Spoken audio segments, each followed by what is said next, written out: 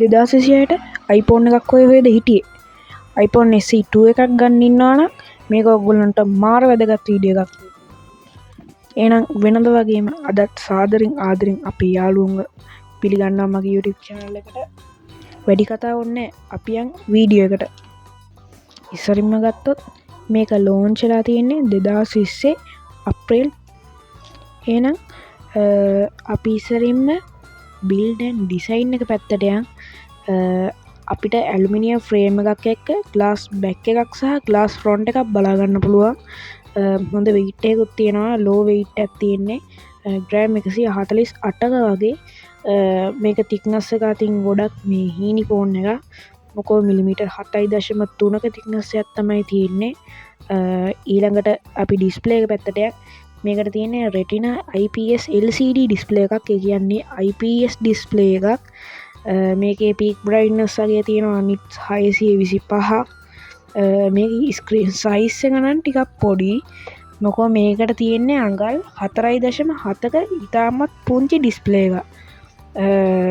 සාමාන්‍ය PPI density එක නම් හොඳයි. 326ක් තියෙන PPI density එක. ඊළඟට අපි chipset එක පැත්තට යන් මේකේ chipset එක තමයි Apple A13 Bionic 7 nanometer chipset එක.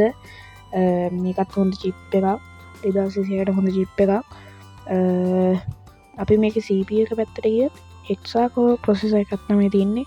GPU එක පැත්තට ගියොත් Apple GPU 4-core graphics තියෙනවා. මේක අප්ඩේට් කරන්න පුළුවන් iOS 26 වලට. එහෙනම් ගොඩක් හොඳයි. මං හිතන්නේ ඊළඟ අප්ඩේට් එක නම් මේකට එන්න ඇති වෙයි. හැබැයි මේ අප්ඩේට් එක තියෙන හින්දා අවුරුදු 2ක් 3ක් ඇද ගන්න නම් පුළුවන්. මේකට ඉන්ටර්නල් එන්නේ 3GB RAM එකක්. ROM එක අතින් ගත්තොත් ගන්න පුළුවන් 64GB 128GB 256GB විදියට.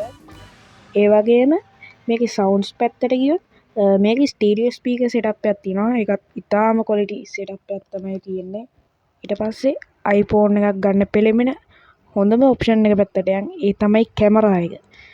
iPhone එකක් ගන්න අනිවාර්යයෙන්ම කැමරාවක් හොඳ හින්දානේ. කැමරාවක් ඕන හින්දානේ. ඒ හින්දා අපි කැමරාව පැත්තට යන් මේකේ තියෙන්නේ single lens එකක් 12 megapixel wide lens එකක් තමයි මේකට තියෙන්නේ.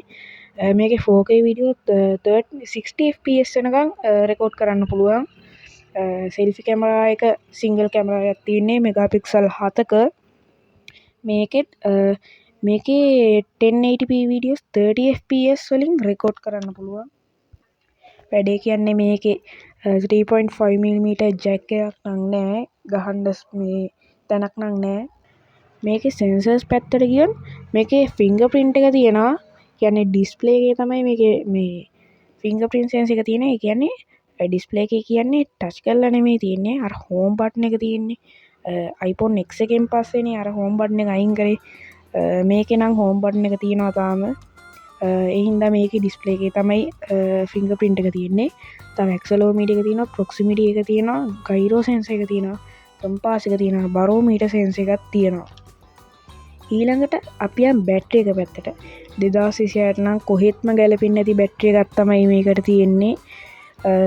බැටරි එක අතින් ගත්තොත් නම් ටිකක් අවුල්. හැබැයි මේක power bank එකක් තියෙන කෙනෙක්ට නම් සාමාන්‍යයෙන් පාවිච්චි කරගන්න පුළුවන් දවසක්. මේක power bank එකක් නැතුව පාවිච්චි කරනවා නම් අනිවාර්යෙන් දවසට 3 පාරක් හෝ 4 පාරක් charge කරන්න නම් වෙනවා. හරිම ස්පෙක් එකට ගියොත් lithium ion milliampere 1821ක බැටරි එකක් තමයි තියෙන්නේ. තාමත් පුංචි බැටරි එකක්.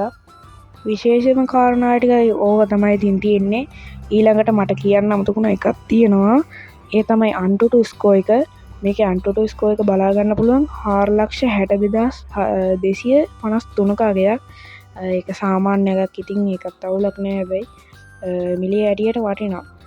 මට මේකේ මිල ගණනක් කියන්න බැරි වුණානේ. මේකේ මිල ගණන් ගත්තොත් රුපියල් 48,000 අතර මුදලකට මේක මිලදී ගන්න පුළුවන්. 128GB එක තමයි ඒ ගානට මිලදී ගන්න පුළුවන්. අනිත් ඒවා නම් මම බැලුවා හම්බුනේම නැහැ. මේ ඒ ටික තමයි ඉතින් මට කියන්න දෙන්නේ. තව මේකේ කලර්ස් ගත්තොත් බ්ලැක් තියෙනවා, වයිට් තියෙනවා, රෙඩ් තියෙනවා. ওই කලර්ස් තුන තමයි තියෙන්නේ. කැමති එකක් බලලා යූස් කරන්න පුළුවන් අරගෙන. අවුලක් නැති ෆෝන් එකක්. ඉතින් මේක හැබැයි 60Hz ඩිස්ප්ලේ එකක් තමයි තියෙන්නේ. අනිත් එක තමයි බැටරි එක. ඒ දෙක තමයි අවුලකට තියෙන්නේ. වෙන කිසිම අවුලක් නෑ. 2026ටත් 2024ටත් අනිත් හැම එකම ගැලපෙනවා. අදට ඉතින් වීඩියෝ එක මෙච්චරයි. වීඩියෝ එක හොඳ නම් ලයික් එකක් දාන්න, කමෙන්ට් කරන්න, සබ්ස්ක්‍රයිබ් කරන්න, බෙල් එකටත් පයින් එකක් ගහගෙන යන්න. එහෙනම් අපි අලුත් වීඩියෝ එකකින් හම්බෙමු. හැමෝටම තෙරුවන් සරණයි. ගුඩ් බයි.